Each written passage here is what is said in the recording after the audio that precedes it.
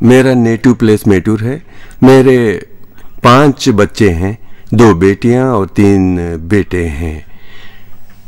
ये गोपाल है जो मेरा मंझला बेटा है। कोयम्बतूर ज़िले के सूलूर में ये वेल्डर का काम करता था। जब ये काम कर रहा था तब उसे बुखार आया जो दिमाग पर चढ़ गया। उसकी वजह से कोयम्बतूर गवर्नमेंट हॉस्पिटल में दाखिल किया गया, ऐसा मुझे फ़ोन पर बताया गया। कोयम्बतूर से फ़ौरन निकलकर मैंने हॉस्पिटल में देखा कि मेरा बेटा मरने की अवस्था में था। क्या करूं, मेरी कुछ समझ में नहीं आया। तब मैंने डॉक्टर से पूछा, सर मेरे बेटे की हालत कैसी है, बता सकते हैं? उन्होंने कहा, भर्ती करते समय मेरे बेटे की हालत कैसी है बता सकते हैं। उन्होंने कहा भर्ती करते समय अनकंडीशनल दशा में भर्ती किया गया। इस वक्त हम कुछ नहीं कर सकते हैं। अभी हमने कोई ट्रीटमेंट शुरू नहीं की कि इसमें कोई फ़र्क आए। शुरू से फिट्स आने के कारण दिमाग में खून जमा हो गया है। ठीक है, ऐसी हालत में क्या इलाज करना चाहिए? तो उन्होंने कहा कुछ कहा नहीं जा सकता है, पहले सीटी स्कैन करवाना होगा, लेकिन अभी नहीं ले सकते क्योंकि 2-3 दिनों से इसकी हालत ऐसी ही है, इसलिए सीटी स्कैन नहीं ले सकते। मैंने कहा कोई दूसरा उपाय है? तो उन्होंने कहा सीटी स्कैन ही रास्ता है। मैंने कहा सीटी स्कैन निकालिए, तो कहा नहीं निकाल सकते क्योंकि ट्यूब निकाल ले तो जिंदगी से हाथ धो बैठेंगे। फिर भी सीटी स्कैन निकाल लिया गया। जब लौट रहे थे तो सीटी स्कैन से बाहर निकलते ही धड़कन रुक गई। मैं सह नहीं सका। ओ मेरा बेटा मर गया चिल्लाकर। जब मैं हताश हो गया था तब डॉक्टर ने कहा शांत हो जाओ, यह कहकर दूसरा इलाज शुरू किया। तब उसकी धड़कन वापस आ गई। दोबारा इसे आईसीयू वार्ड में भर्ती कर दिया गया। भर्ती करने के 2-3 दिन में ही इसकी दशा पहले से बुरी हो गई।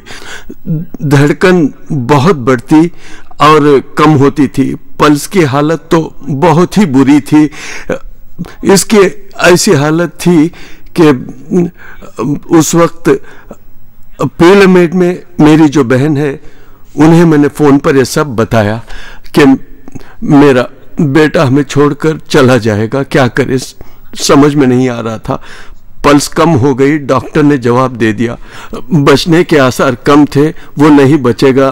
मैंने अपने बहन को बताया। ये दोपहर की बात थी। उसी दिन रात में बेटा मरने पर था। उसकी यह दशा देखकर मेरा दिल फट गया, लेकिन मैं क्या करता।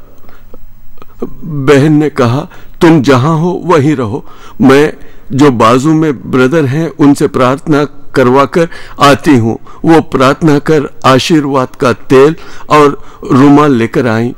उसके मरने की हालत में इसे 6 घंटे से भी ज़्यादा समय हो चुका था। डॉक्टर ने भी कहा कि इसे उठाकर ले जाओ। मैंने सारा प्रबंध कर लिया था। मेरी बहन तेल और रुमाल लेकर आई जो ब्रदर ने उन्हें दिया था। रुमाल उसने सीने पर रखा और तेल सर पर लगाया।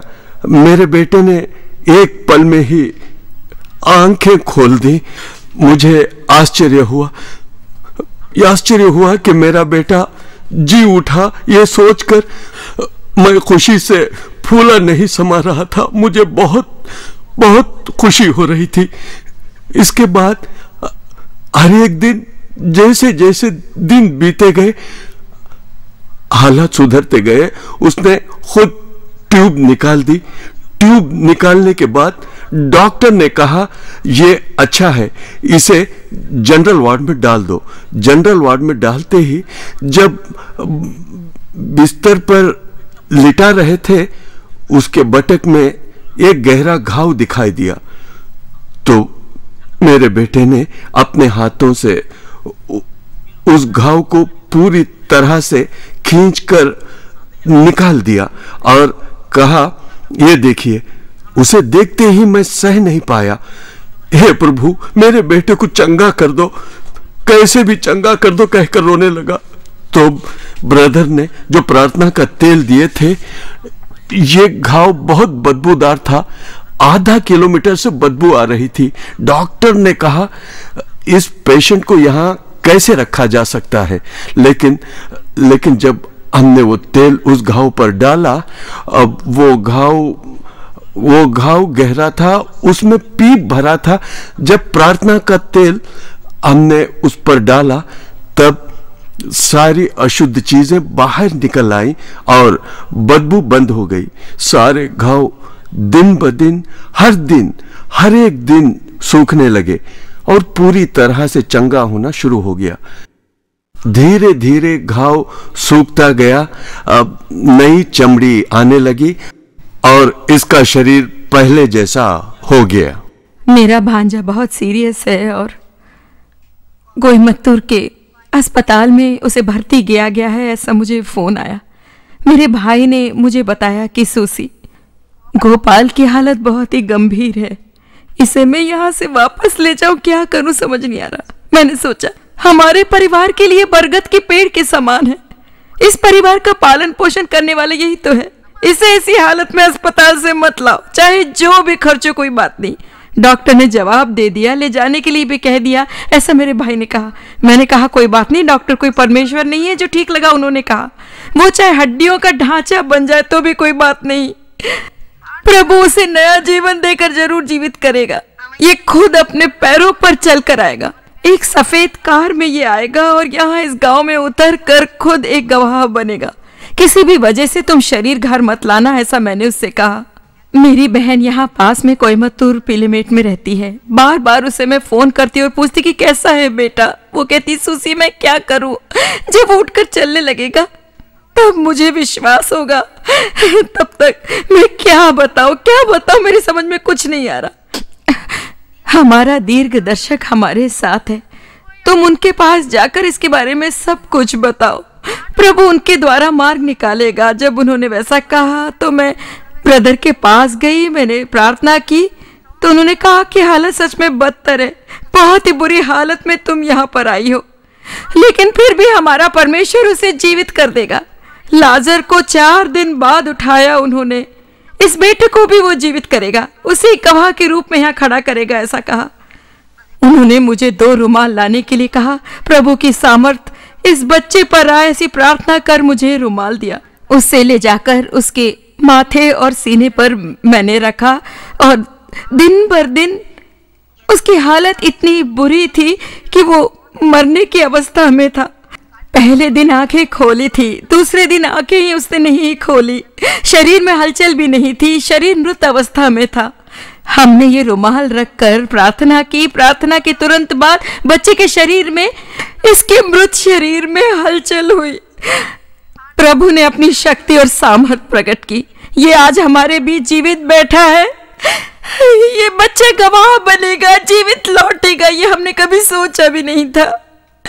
बेहोशी की हालत में पड़े इसे 2 महीने से ज्यादा हो गए थे, आज ये हमारे बीच बैठा है तो ये प्रभु की कृपा है। हमारे ब्रदर की प्रार्थना और दीर्घ दर्शन के वचनों के द्वारा प्रभु की सामर्थ इसे जरूर नया जीवन देगी, ऐसा उन्होंने विश्वास दिलाया था। उनके विश्वास और प्रार्थना के कारण आज ये पूरी तरह चंगा होकर हमारे बीच बैठा है। के लिए प्रभु की स्तुति हो। आज मैं जीवित हूँ तो बस यीशु मसीह की सामर्थ से, मेरे माता पिता के आंसुओं के कारण, ब्रदर की प्रार्थना के कारण ही प्रभु की महिमा हो।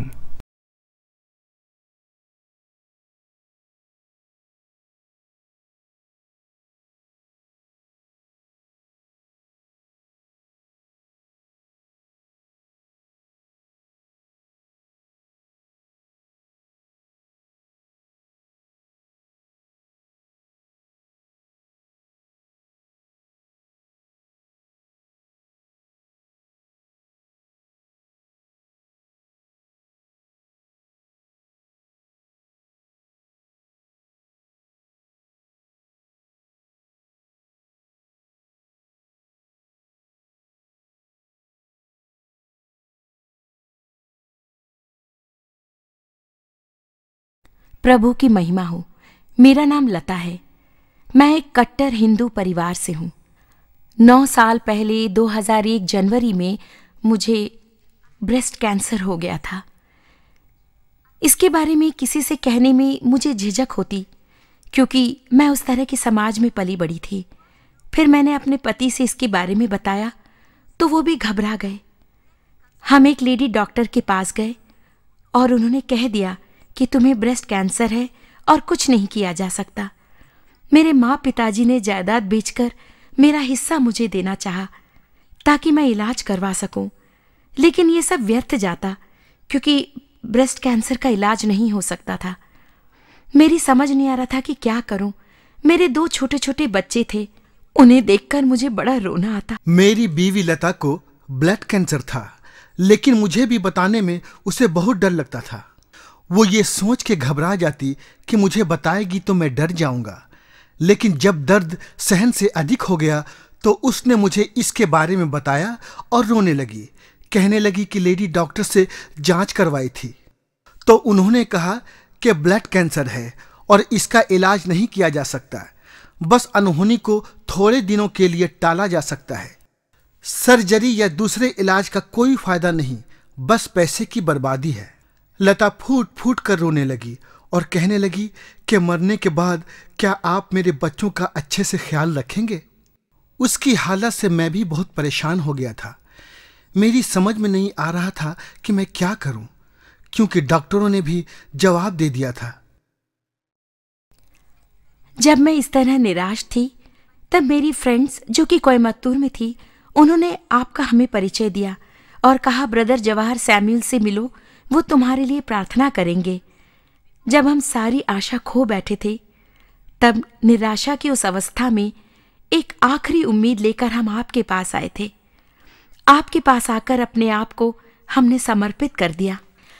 उन्होंने कहा कि यीशु में और प्रार्थना में अपना विश्वास रखो। प्रार्थना के बाद जब आप में आग उतरी तो अचानक एक शक्ति मुझ में समा गई। मैं नहीं जानती थी कि यीशु कौन है, लेकिन वो एहसास बहुत ही सामर्थी था। प्रार्थना के समय आपने कहा, आज रात सब तुम्हारे लिए प्रार्थना करेंगे, जरूर तुम्हें चमत्कारी चंगाई प्राप्त होगी। आपने प्रार्थना करके 2 रुमाल दिए और प्रार्थना तेल दिया। मैंने रात को प्रार्थना की, ये जाने बिना कि यीशु कौन है। मैंने विश्वास भरी प्रार्थना की, तेल लगाया और रुमाल अपने स्तनों पर रखा। ऐसा लग रहा था कि सामर्थी प्रभु, जीवित प्रभु, रक्षकों का रक्षक परमेश्वर मुझे जरूर बचाएगा। ऐसा लगा मुझ में कोई सामर्थ भर आई है और मैं बेहोश हो गई। आपने कहा था कि डॉक्टर के पास जाने से पहले मैं चमत्कार जरूर देखूंगी। मैंने वो अनुभव किया। 15 दिनों के बाद मुझे डॉक्टर के पास जाना था, लेकिन मन में घबराहट थी। एक अजीब सा तरल पदार्थ मेरे ब्रेस्ट में से निकल रहा था। मैंने कोई दवा नहीं ली थी, सिर्फ प्रार्थना की, तेल लगाया और रुमाल का इस्तेमाल किया था।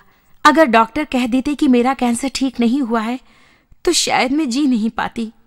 खैर, 15 दिनों के बाद मैं डॉक्टर के पास गई। उन्होंने मेरे खून की जांच की। मैमोग्राम टेस्ट जरूरी था, इसी में मेरे भविष्य की कुंजी थी। सारी जांच पड़ताल के बाद डॉक्टरों ने कह दिया कि तुम्हें तो कोई भी बीमारी नहीं, किसी दवा की जरूरत नहीं। मैंने न तो कोई दवा ली थी और ना ही कोई सर्जरी करवाई थी, सिर्फ प्रार्थना, तेल और रुमाल का इस्तेमाल किया था। अब पिछले 5 सालों से मैं स्वस्थ और खुशी का जीवन बिता रही हूँ। प्रभु की महिमा और उसकी सामर्थ का मैं जीती जागती गवाह हूँ। धन्यवाद यीशु, धन्यवाद ब्रदर, आपकी प्रार्थना के